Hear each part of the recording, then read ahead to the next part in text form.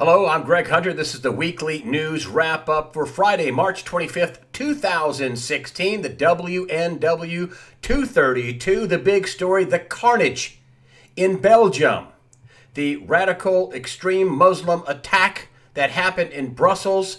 There's 34 dead, 300 wounded, and despite all the attention this has gotten from the Belgian authorities and the global community, the European community, we really know little about this attack. We do know it was ISIS. They have taken complete responsibility for this attack. They're proud of it. But other than that, we don't know how big the group was. We don't know how they pulled this off. We don't know how the bombs got so big.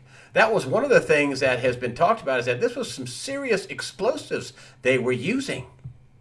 They don't know how many people were involved, how they pulled the plan off, if they ran the plan up faster, if they hurried the plan up because of this recent arrest from the Paris attacker that we had, last week? They really, even though they have raids going on in Belgium and in France, and they have a couple of suspects on the run, they don't know really much about the infrastructure of this unit that pulled off this attack. But ISIS says more attacks are coming. There are going to be more attacks. This isn't the end. This is the beginning. And, this is a long fight. And there's a company or a think tank group, Gatestone Institute, it's an international policy think tank, and they say people in Europe really aren't grasping what kind of a fight they have on their hands. They're not realizing that some people in a religion, a very big religion, some people, radical Islamists, want to kill them. They want to take over. They want to have a caliphate in Europe. There's been many quotes this week I've seen about, different members of ISIS and different members of radical Islam saying, we'd like to have a caliphate in Europe. We'd like to take it over. Gladstone Institute, comes out and says, and I quote, the ignorance is willful. They say the problem, it comes down to the ignorance, willful blindness, and sheer incompetence. And especially when it comes to Islam and political Islam. That's where Sharia law comes in. I mean, Islam in the Quran talks about Sharia law, having their own laws inside of a country. They're not assimilating. They're wanting to take over. And that is really part of Islam. The report also, quotes Turkey's president, Erdogan. He's an Islamist leader. And he's repeatedly, according to this report, he has repeatedly rejected Western attempts to portray his country as an example of, quote, moderate Islam. The Gatestone report goes on to say, he states that such a concept is ugly and offensive. There is no moderate Islam. Islam is Islam. And then Gatestone report also comes up with these quotes, and it says, the jihadists who carry out terror attacks in service of ISIS are merely following the commandments in the Quran. And here they give, surahs out of the Quran, that 9:5, fight and kill the disbelievers wherever you find them. Here's one, Surah 8:39, so fight them until there is no one fitna, which is a stripe. There's no more fitna, and all submit to the religion of Allah. Now, please take that in. This is not a religion of peace. I heard big imams, one big imam out of Great Britain say, listen, this is not a religion of peace. This is a religion of submission. And all submit to the religion of Allah. They're not want to assimilate. They want you to submit to them. At least the radical ones do. And, there's been a lot of death and carnage with that ISIS has caused, particularly, in their quote-unquote caliphate in western and eastern Syria and western Iraq. And they've killed a lot of Muslims, probably more Muslims than they have Christians. They've executed a lot of Christians. Finally, the White House is talking about how, that is genocide. Finally, after how many years has this been going on? This is a huge fight, and I thought this Gladstone Institute analysis was good. And that this isn't the beginning, this is going to be the end. Oh, this is going to be the end, this is going to be the beginning. And even a top NATO commando out this week saying that they're weaponizing these refugees. Well, I'm sure they are. I mean, paybacks are tough. Now you got even a bigger fight on your hand. They say that they have legitimate refugees. I mean, look what happened in Libya. Thank you, Hillary Clinton, and your policies. You destabilized Syria and made it a country of chaos where people are willing to get on an inner tube and swim across the Mediterranean Sea to Italy. Syria has been wiped out, 300,000 dead, millions displaced. Another one of her she took the point on that policy. You can see where it got us. And so now I'm sure there are legitimate refugees, but ISIS is putting their fighters into these refugees, and they can't vet these people. They're not vetting them in Europe. They're certainly not vetting them here in America. All of our intelligence agencies say we can't vet them. We can't really find out why they're coming in, which is why Donald Trump said temporarily we should stop Muslims coming into the country until we can properly vet them, until we can figure out, quote, what the hell is going on, end quote. But supposedly one report said there was 400 fighters that were entered in one unit, one group of refugees that they put into. I'm sure many more are going in there. And the West destroyed. This is what Egon von Greyer's was talking about. Destroyed the infrastructure in parts of North Africa and the Middle East. I mean, even Turkey.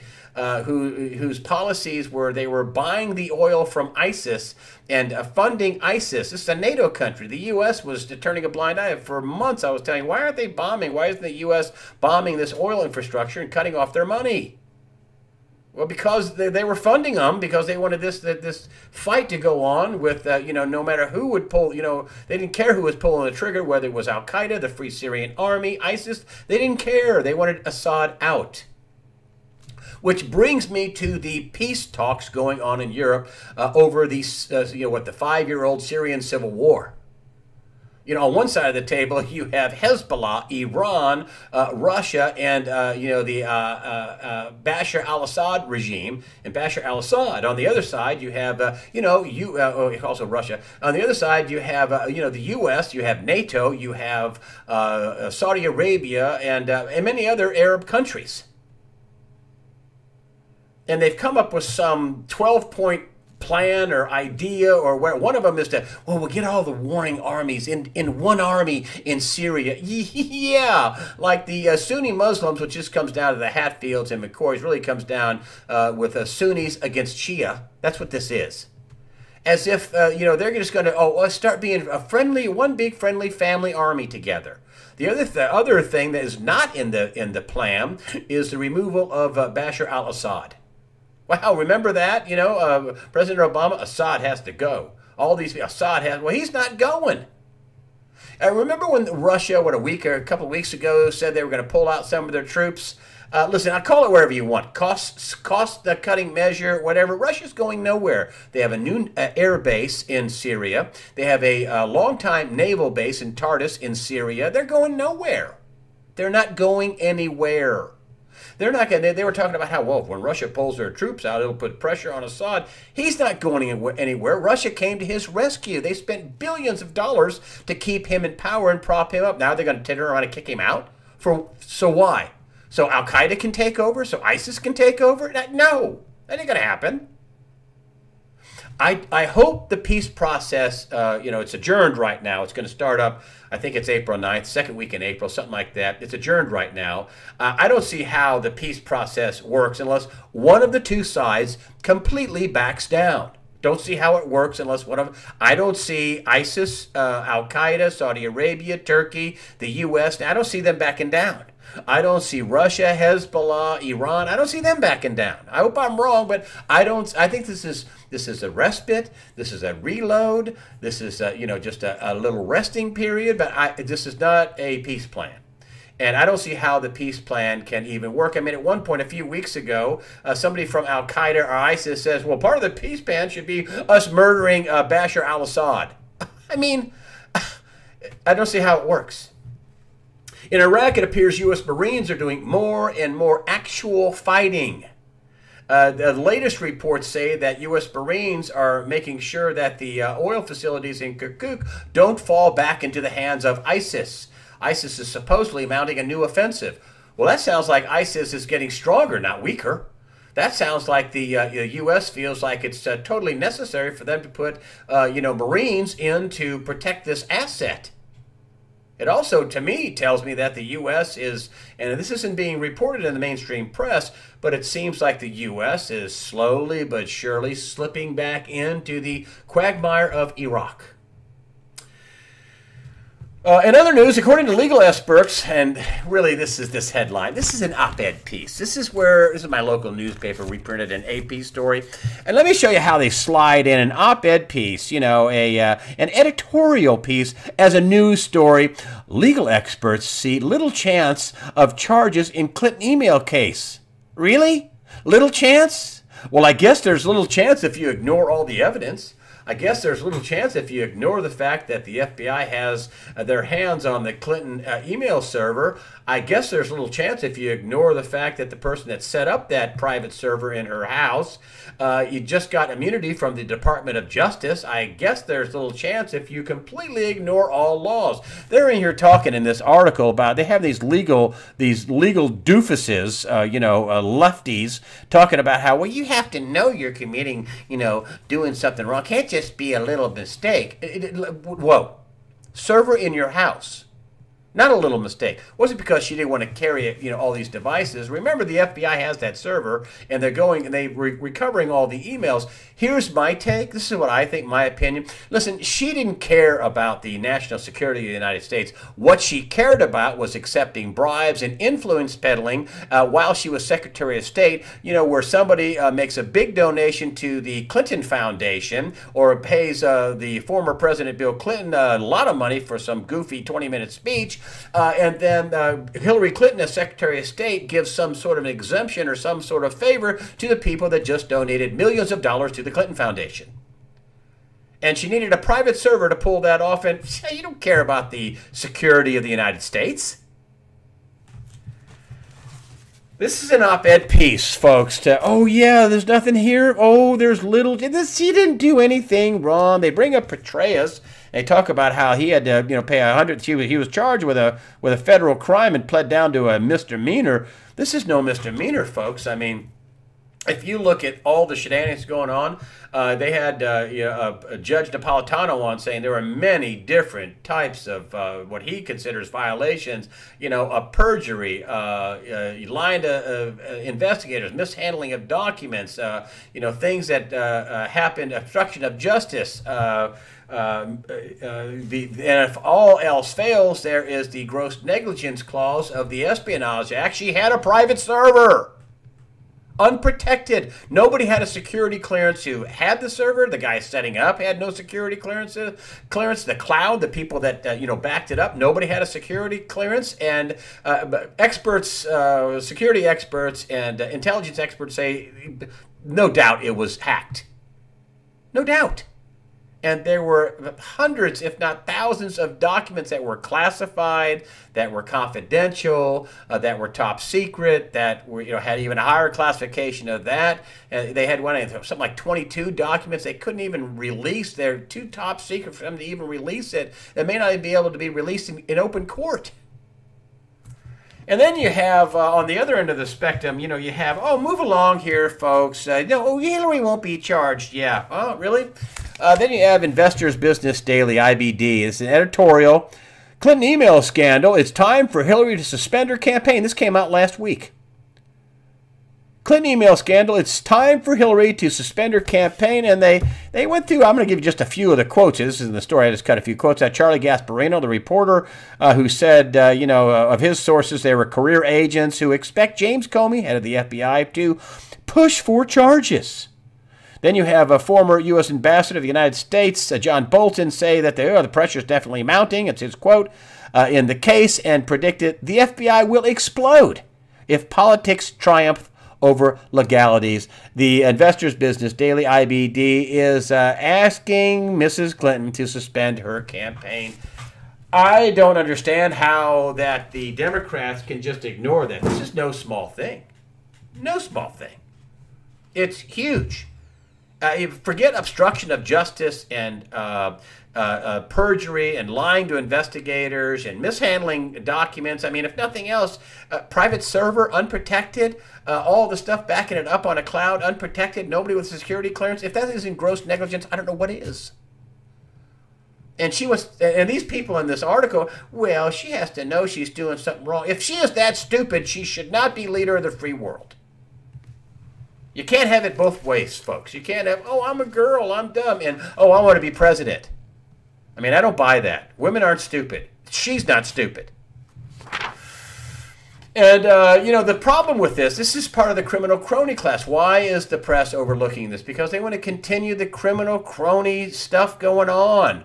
Why would you have Hillary Clinton? Why would Republicans say they're going to vote for Hillary Clinton if Donald Trump gets in there? Why is Bernie Sanders getting such a hard time? Because they're not part of the criminal crony class. That's what I call them. The criminal they want the criminality to go on. We haven't had any bankers. I mean, we really have a criminal co-conspirators at by orders of magnitude with the rigging of LIBOR, all the mortgage fraud, security fraud, robo-signing, all the forgery, perjury, the rigging of the Forex market, the gold market, the silver market, the bond market, you name it, it's been rigged.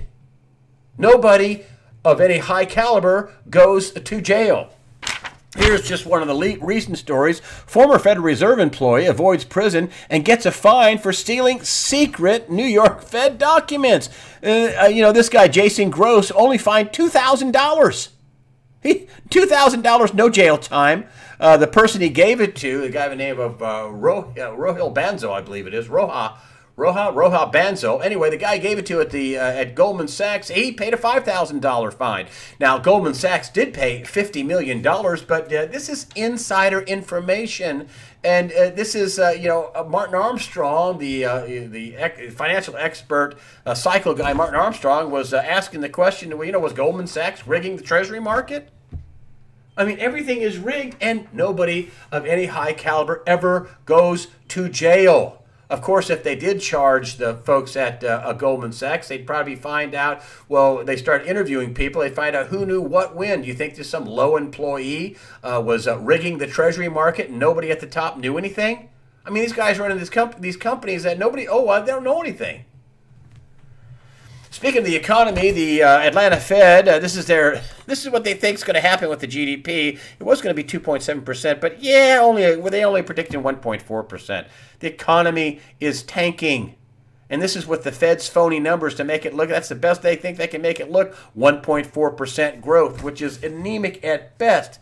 It may be negative growth, according to John Williams. It may be worse than that. Here's another warning sign that I got up, and here's the auto industry. Let's get it focused up here. Here we go.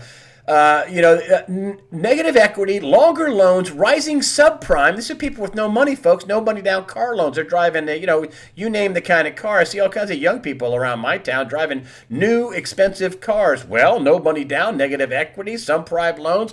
U.S. auto industry under threat. Yeah. They're pulling all this demand, these autos forward. What happens when everybody's driving a 1, 2, or 3-year-old car and can barely make the payments? What's going to happen to the auto industry?